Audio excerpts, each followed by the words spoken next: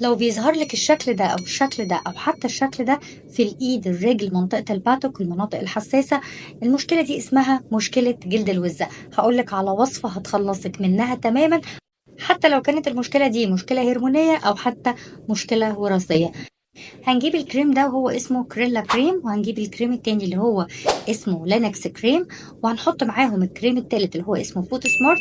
هناخد كميات متساوية من التلات كريمات مع بعض، وهندهن بيهم المنطقة اللي فيها المشكلة عندنا. هنعمل الموضوع ده مرة واحدة بالليل لمدة أسبوع، وبعد كده هنوقف كريم الكريلا خالص ونشتغل بالكريمين التانيين لحد ما المشكلة تنتهي عندك تماما. وهتستخدمي الفوت سمارت للترطيب، أو اليوريكير، أو الكربامايد هتستخدميهم بس للترطيب، علشان خاطر لو عندنا مشكلة هرمونية أو مشكلة وراثية ما ترجع لناش المشكلة دي مرة تانية. وكمان هيساعد معانا على الترطيب والتقشير.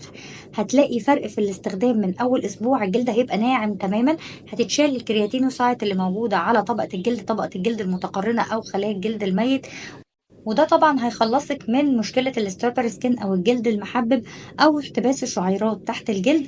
يا ريت واحنا بنعمل الوصفة دي نستخدم أي نوع سكراب يكون متناسب مع بشرتك، علشان خاطر نساعد في إزالة خلايا الجلد الميت ويسرع معانا عملية التقشير. وأهم حاجة نهتم بالترطيب بالكريمات اللي أنا قلتلك عليها دي. هتلاقي نتيجة هترضيكي جدا من أول أسبوع استخدام، النتيجة هتبقى حرفيا تحفة.